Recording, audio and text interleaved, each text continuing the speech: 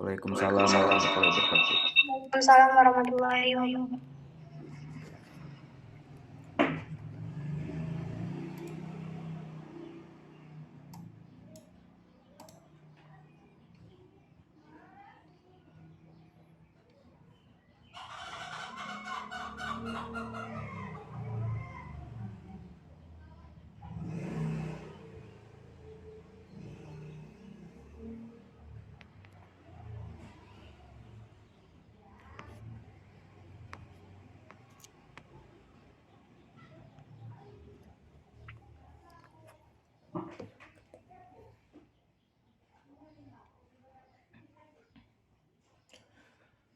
Aduh ya Allah.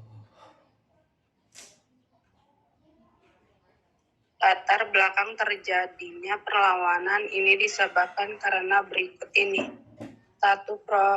Portugis melakukan monopoli perdagangan. 2. Portugis ikut campur tangan dalam pemerintahan.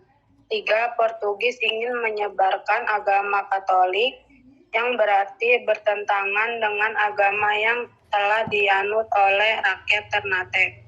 4. Portugis membenci pemeluk agama Islam karena tidak sepaham dengan mereka. 5. Portugis sewenang-wenang dengan rakyat Ternate. 6. Keserakahan dan kesombongan bangsa Portugis.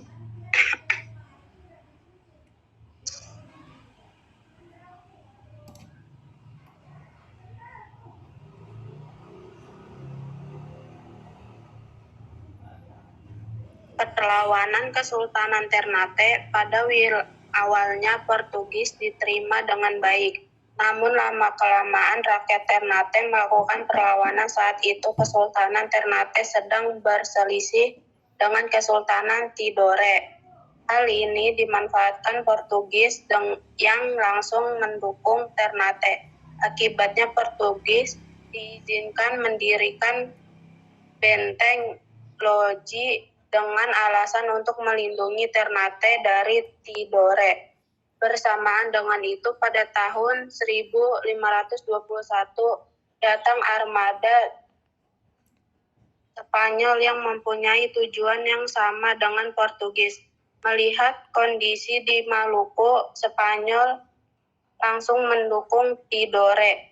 Persaingan di antara kedua imperialis Barat tersebut dalam memperebutkan wilayah Maluku tidak dapat dihindari. Persaingan tersebut dapat diselesaikan melalui perjanjian Saragossa pada 22 April 1529.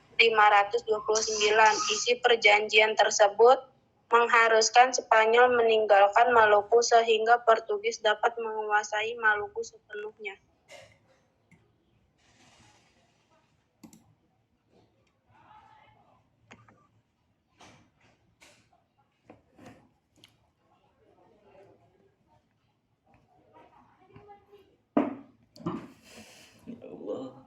Perlawanan Kesultanan Ternate.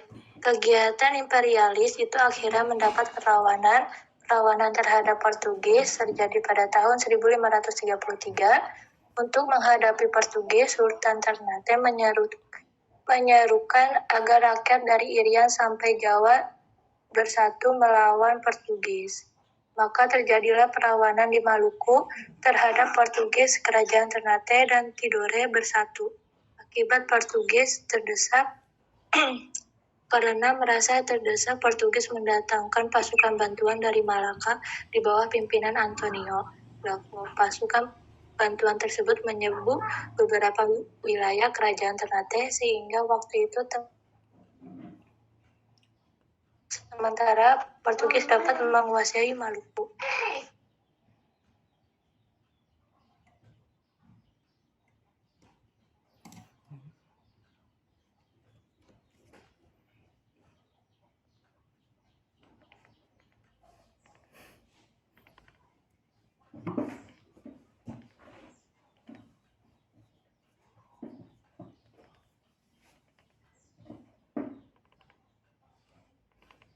Balik itu gedein dikit lah.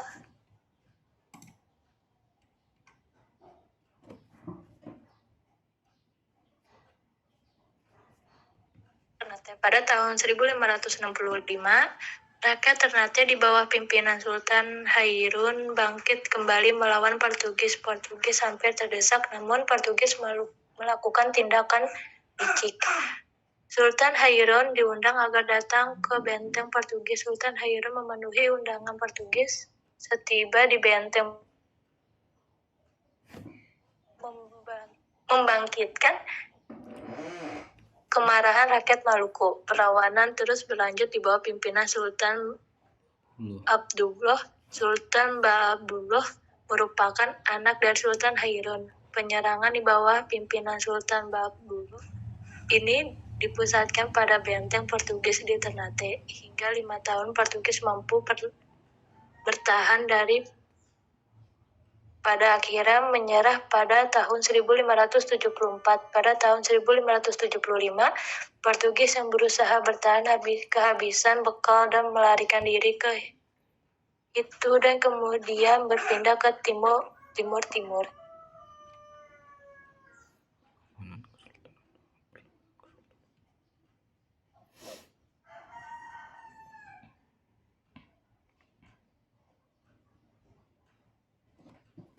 Perlawanan Kesultanan Demak.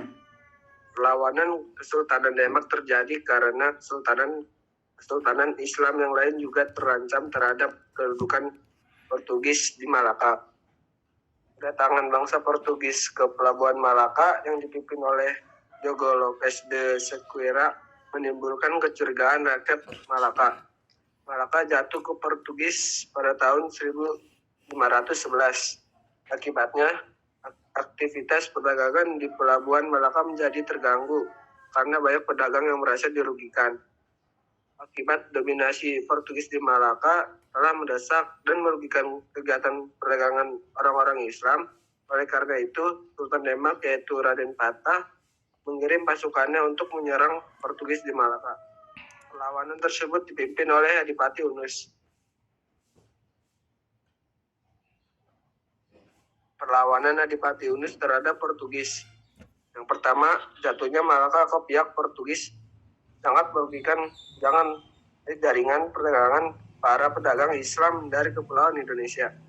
Pada tahun 1512 sampai 1513, Demak melakukan penyerangan terhadap Portugis di Malaka.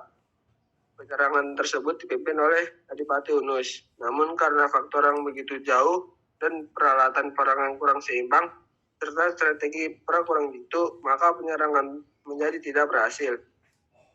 Adipati Unus atau Yunus adalah putra Raden Patah, penguasa kerajaan Demak di Jawa. Adipati Unus mendapat sebutan Pangeran Sabrang Lor karena jasanya memimpin armada laut Demak dalam penyerangan ke Malaka. Pemerintahan Pangeran Sabrang Lor tidak berlangsung lama, hanya dari 1518 sampai 1521.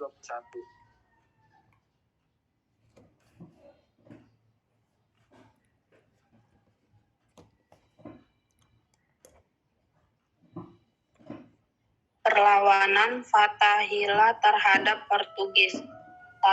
Dalam rangka memperluas ekspansinya ke daerah barat, Demak mengirim Fathahillah untuk menggagalkan rencana kerjasama antara Portugis dan Pajajaran.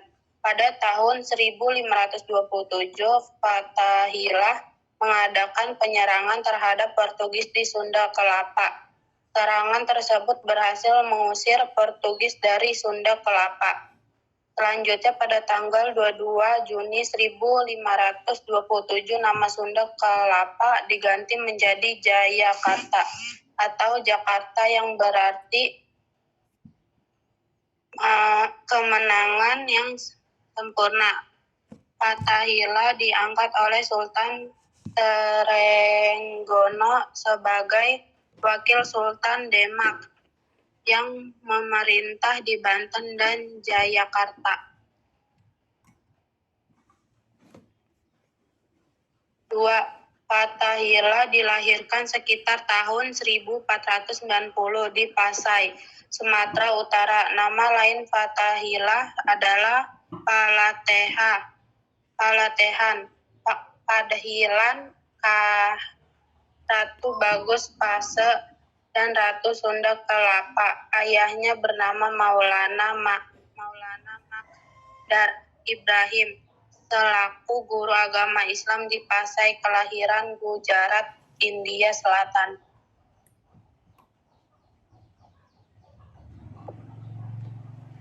Perlawanan Kesultanan Aceh. Perang Aceh Belanda atau Perang Aceh adalah perang Kesultanan Aceh melawan Belanda dimulai pada 1873 hingga 1904. Kesultanan Aceh menyerah pada 1904, tapi perlawanan rakyat Aceh dengan perang gerilya terus berlanjut. Pada tanggal 26 Maret 1873, Belanda menyatakan perang kepada Aceh dan mulai melepaskan tembakan mengirim ke daratan Aceh dari kapal perang Citadel Van Antwerpen. Pada 5 April 1873, Belanda mendarat di Pantai Ceuremen di bawah pimpinan Johan Herman Rodolph Kohlor dan langsung dapat menduduki Masjid Raya Baiturrahman. Kohlor ketika itu membawa 3.198 tentara, sebanyak 168 di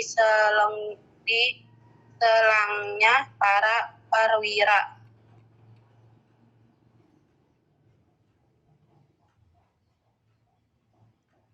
Perang Aceh pertama di 1873 sampai 1874 dipimpin oleh Panglima Polim dan Sultan Mahmud Syah melawan Belanda yang dipimpin oleh Kohlor. Kohlor dengan 3.000 serdadunya dapat dipatahkan, di mana Kohlor sendiri tewas pada tanggal 14 April 1873. 10 hari selanjutnya perang berkecamuk di mana-mana, yang terbesar ketika menduduki kembali Masjid Raya Baiturrahman yang dibantu oleh beberapa kelompok pasukan berada di pasukan Aceh, Tambuk, Lampuk, Bukan Bada hingga Lambada. Belum Raya beberapa ribu orang juga berdatangan dari Deonom, Pidi, Pesangan, dan beberapa wilayah lain.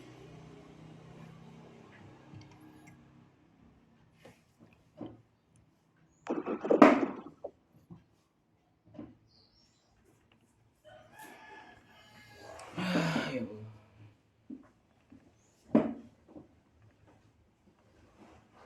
Perang Aceh kedua 1874 sampai 1880. Pasukan Belanda dipimpin oleh Jenderal Jan van Swieten. Belanda berhasil menduduki Keraton Sultan 26 Januari 1874 dan diproduksi susunan sebagai pusat pertahanan Belanda. Pada 31 Januari 1874, Jenderal van Swieten mengumumkan bahwa seluruh Aceh anggota dari kerajaan Belanda. Ketika Sultan Mahmud Shah wafat 26 Januari 1874, digantikan oleh Tuanku Muhammad Daud yang dinobatkan sebagai Sultan di Masjid Indrapuri. Perang pertama dan kedua ini adalah perang total dan frontal, di mana pemerintah masih berlanjut mapan meskipun ibu kota negara berpindah-pindah ke Muala Dalam, Indrapuri, dan tempat-tempat lain.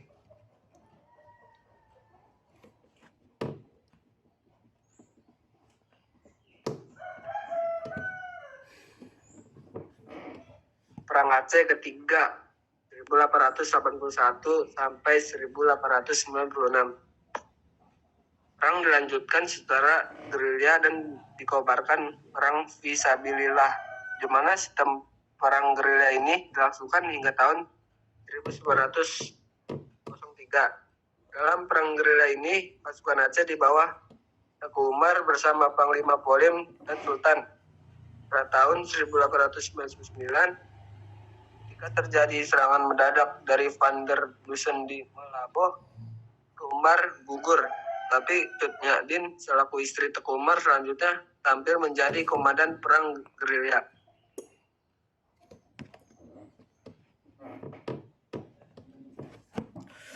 Perang Aceh keempat. Udah Dino gue aja.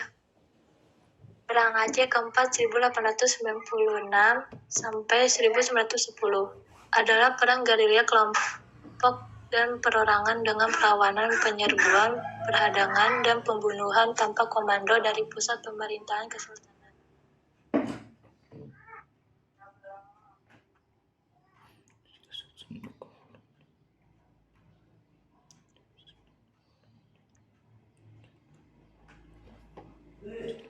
Balik coba ke atas bentar tadi. Siasat Snowhall-Gronje 1. Untuk mengalahkan pertahanan dan perlawanan Aceh, Belanda memakai tenaga pakar Dr. Christian Snowhall-Gronje yang menyamar selama 2 tahun di pedalaman Aceh untuk meneliti kemasyarakatan dan ketatanegaraan Aceh. Hasil kerjanya dibukukan dengan judul Rakyat Aceh, The Aceh. Dalam buku itu disebutkan strategi bagaimana untuk menaklukkan Aceh. 2. Usulan strategi Snowhall-Gronje kepada Gubernur Militer Belanda Johannes Benedictus van Hulst adalah supaya kelompokan Kumala, yaitu Sultan yang bermarkas di Kumala, dan pengikutnya dikesampingkan dahulu, tetap menyerang terus dan menghantam terus kaum ulama. Jangan mau berunding dengan pimpinan-pimpinan gerilya.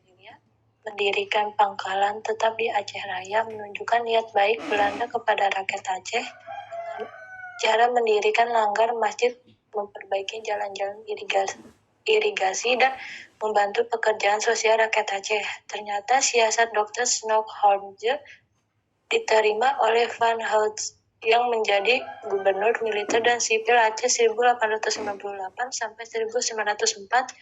Selanjutnya Dr. Snowhall-Gronje dinaikkan sebagai penasehatnya.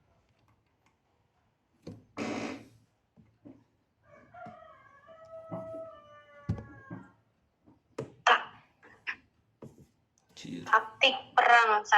Taktik perang gerilya Aceh ditiru oleh Van Hulst, di mana diproduksi susunan pasukan Meerhouse yang dipimpin oleh Hans Christoffel dengan pasukan kolonel Macan yang telah dapat dan menduduki pegunungan-pegunungan, hutan-hutan rimba raya Aceh untuk mencari dan mengejar gerilyawan. 2.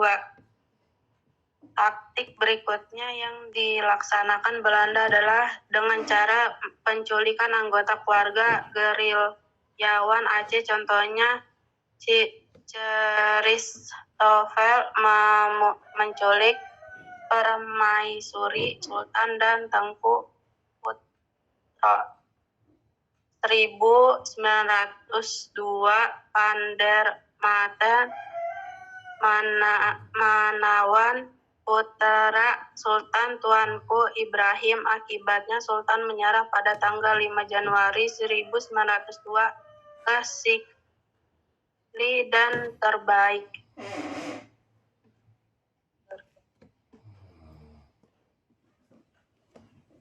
Teknik perang 3. Taktik selanjutnya membersihan dengan cara membunuh rakyat Aceh yang dilaksanakan di bawah pimpinan Gotthard Coenraad Ernest van Dalen yang menggantikan Van Hulst, seperti pembunuhan di Kuta Reh 1904, di mana 2.922 orang dibunuhnya, yang terdiri dari 1.773 laki-laki dan 1.149 perempuan. 4. Teknik terakhir menangkap Tut Nyak Hien, istri Teku Umar yang masih melaksanakan perlawanan secara gerilya, di mana berakhir cutnya Ien dapat ditangkap dan diasingkan ke Sumedang. Cepet dikit loh, Cok. Surat kontrak tanda menyerah. Selama Perang Aceh, Konrad telah menciptakan surat pendek atau korte verklaring traktat pendek tentang penyerahan yang harus ditandatangani oleh para pemimpin Aceh yang telah tertangkap dan menyerah, di mana inti dari surat pendek penyerahan diri itu berisikan Raja atau Sultan mengakui daerahnya sebagai anggota dari Hindia Belanda. Raja berjanji tidak akan mengadakan hubungan dengan kekuasaan di luar negeri dan berjanji akan mematuhi seluruh perintah yang dipilihkan Belanda. Walau demikian, wilayah Aceh tetap tidak bisa dapat diduduki Belanda seluruhnya. Dikarenakan pada ketika itu tetap saja terjadi perlawanan terhadap Belanda, meskipun dilaksanakan oleh sekelompok orang atau masyarakat.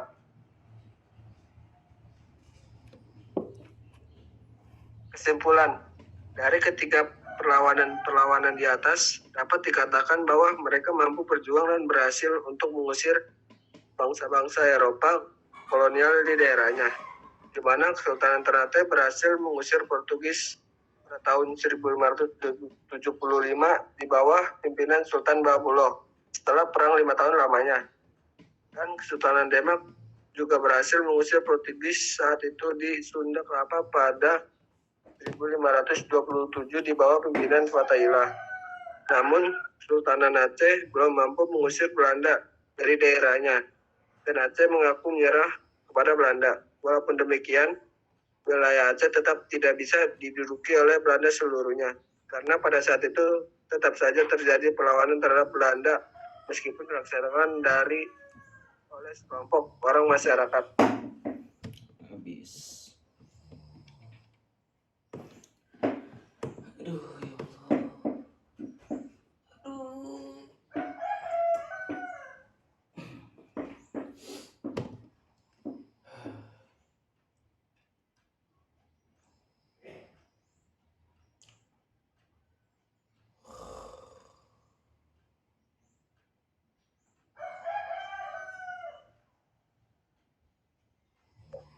Terima kasih presentasi dari kami. Wassalamualaikum warahmatullahi wabarakatuh. Waalaikumsalam warahmatullahi wabarakatuh.